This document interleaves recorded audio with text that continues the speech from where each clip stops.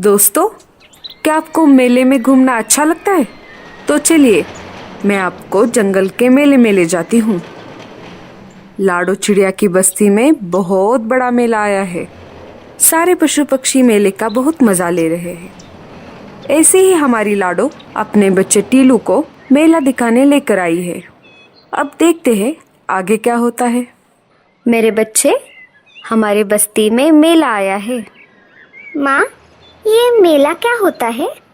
बेटा, मेला बहुत मज़ेदार होता है। यहाँ बहुत सारे पशु पक्षी अपना खेल दिखाते हैं। माँ, मुझे भी देखना है मेला। मुझे भी आना है। हाँ हाँ, हम आ भी जाएंगे। इतना बोलकर लाडो अपने बेटे को पीठ पर बिठाकर मेले की तरफ निकल पड़ती है। कुछ देर मेला घूमने के बाद टीलू की नजर झूले पर पड़ जाती है। माँ, ये क्या है? ये झूला है बेटा। क्या तुम्हें इसमें बैठना है?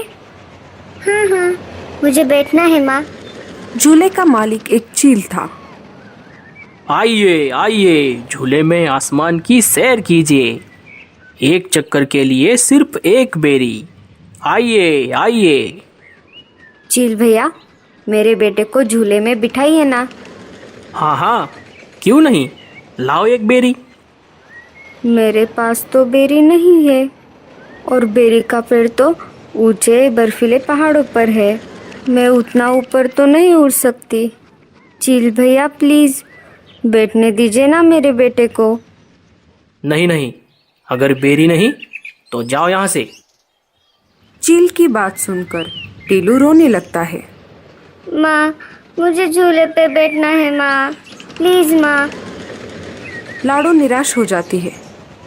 तभी वहां पर पारो चिड़िया अपने बच्चे को लेकर आ जाती है। ओ चिल भैया, मेरे बेटे को झूले पे बिठाओ। हाँ हाँ, क्यों नहीं, लाओ एक बेरी। ये लो। पारो के पास से एक बेरी लेकर चील पारो के बेटे को झूले में बिठा देता है। ये सब देखकर लाडो और भी ज्यादा मायूस हो जाती है। पारो चिड़िया के पास बहुत सारी बेरियां थी। लाडो पारो से कहती है, अरे बहन, क्या तुम मुझे एक बेरी उधार दे सकती हो? इसके बदले में मैं तुम्हें अनाज दूंगी। बड़ी आई मुझे अनाज देने वाली। चल जा यहाँ से। दे दो ना बहन, मेरा टीलू झूले में बैठने की जिद कर रहा है। दे दो ना प्लीज। मैं नहीं दूंगी। मुझे ये बेरिया मेरे दोस्त ईगल ने लाके दी है। अगर तुम्हें अपने बेटे की जिद पूरी करनी है तो उड़कर जाओ पहाड़ों के बर्फीले टीले पर और तोड़ कर लाओ बहुत सारी बेरिया। लाडो नाराज हो जाती है और टीलू को लेकर घर वापस आ जाती है। टीलू का रोना बंद ही नहीं हो रहा था। माँ, मुझे झूले में बैठना है। तुम जाओ ना, बेरी लेकर आओ ना माँ। टीलू, बेरी का पेड़ बहुत ऊपर है। मैं वहाँ तक नहीं उड़ सकती बेटा। मुझे माफ कर दो। इसके बदले तुम जो चाहो मैं तुम्हें दूंगी। टीलू लाडो की एक नहीं सुनता और ज्यादा रोने लगता है। रोते रोते टीलू वहीं पर सो जाता है। अब मैं क्या करूं? कैसे लाऊं बेरिया?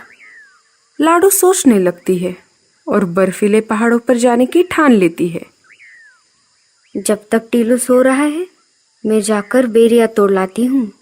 मेरे बेटे के लिए मुझे ये करना ही पड़ेगा। मैं इसे ऐसे रोते हुए नहीं देख सकती। लाडो चुपके से घोंसले से बाहर आ जाती है और बाहर से दरवाजा बंद कर लेती है। जब तक टीलू सो रहा है तब तक मैं जाकर आती हूँ। लाडो पहाड़ों की तरफ निकल पड़ती है। जैसे जैसे लाडो ऊपर जा रही थी उसका दम घुटने लगा था। जैसे तैसे लाडो बर्फीले पहाड़ों पर पहुंच जाती है। लाडो इतना ऊपर उड़कर कभी भी नहीं आई थी, इसीलिए उसका दम अब घुटने लगा था। लाडो की सांसें अब फूलने लगी और लाडो वहीं पर बेहोश होकर नीचे गिर गई। कालू कौवा लाडो से मिलने लाडो के घोंसले के पास आ जाता है और घर का दरवाजा बाहर से बंद देखता है। अरे, ये दरवाजा तो बाहर से बंद दिख रहा है। कालू वापस मुड़ने ही वाला था, तभी उसे टीलू के रोने की आवाज आ गई। माँ, माँ तुम कहाँ हो? माँ, माँ तुम कहाँ चली गई? माँ। अरे, ये तो टीलू की आवाज लग रही है। मुझे अंदर चलकर देखना होगा। कालू दरवाजा खोलकर अंदर चला जाता है। देखता है तो लाडो अंदर नहीं होती। वो अनाज लेने मेरे साथ आने वाली थी। शाम हो गई, अभी तक नहीं आई, इसलिए मैं चला आया। कालू मामा, पता नहीं माँ कहाँ चली गई। हमारे जंगल में मेला आया है ना, आज माँ मुझे वहाँ पर लेकर गई थी, लेकिन मैंने वहाँ पर झूले में बैठने की जिद की, लेकिन झूले का मालिक एक चक्कर के बदले एक बेरी मांग रहा था। माँ के पास तो बेरी नहीं थी। फिर मैं बहुत रोने लगा। माँ मुझे घर लेकर आई और मैं रोते रोते वहीं पर सो गया। मुझे लगता है माँ मुझसे नाराज़ हो गई। कालू मामा, मेरी माँ को ढूंढ के लेकर आइए ना। मुझे माँ की बहुत याद आ रही है। माँ, माँ कहाँ हो माँ? अरे अरे टीलू, तुम रो मत, तुम चिंता मत करो। मैं अभी जाकर देखता हूँ तुम्हारी माँ कहाँ गई है। कालू कौवा घोंसले से उड़ जाता है और आसपास के पक्षियों से पूछताछ करने लगता है, और वो एक एक करके सारे घर में पूछ रहा था, पर किसी ने भी लाडो को नहीं देखा था। कालू अब बहुत चिंतित हो गया। उसे समझ नहीं आ रहा था कि वो लाडो को कहाँ पर ढूंढे। तभी उसे वहां पर गूंगा मौसी आते हुए दिखाई देती है। तभी कालू कौवा जल्दी से गूंगा मौसी के पास चला जाता है। अरे कालू, तुम इतनी जल्दी में कहाँ पर जा रहे हो? गूंगा मौसी, क्या आपने लाडो को कहीं पर देखा है? वो दोपहर से गायब है। हाँ, मैंने लाडो को बर्फीले पहाड़ों की तरफ जाते हुए देखा था।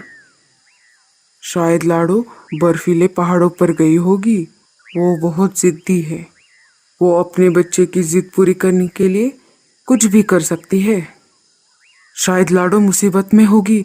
मुझे जल्दी से वहां पर जाना होगा।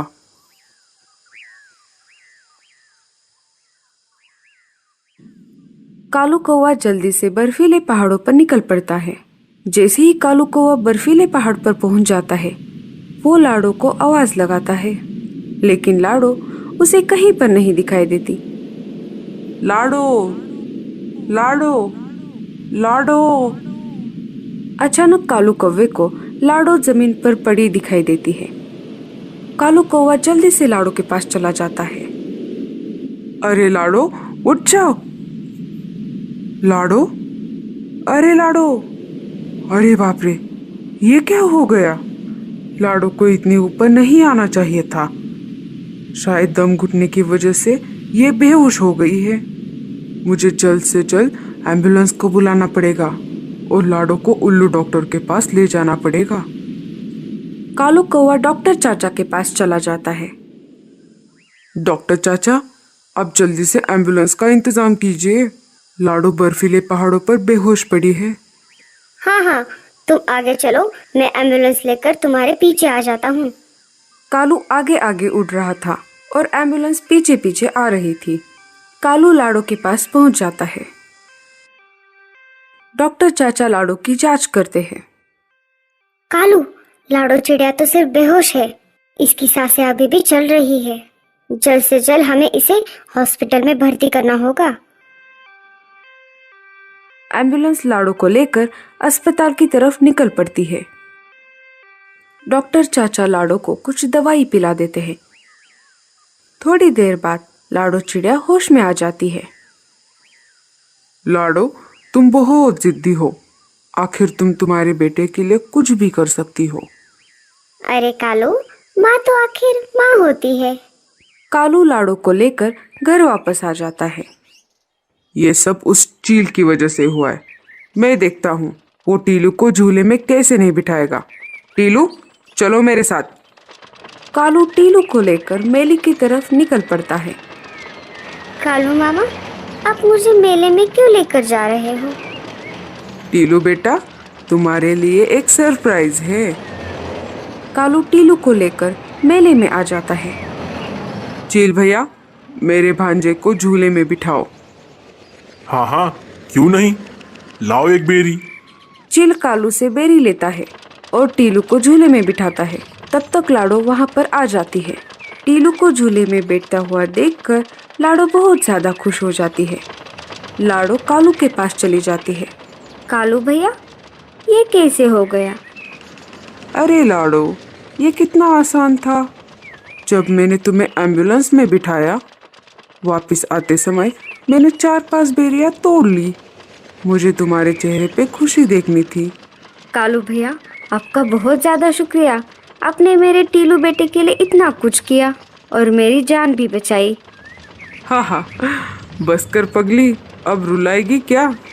हमें इस कहानी से ये सीख मिलती है कि माँ अपने बच्चों के लिए कुछ भी कर सकती है, तो इसलिए हमें अपनी माँ का ख्याल रखना चाहिए।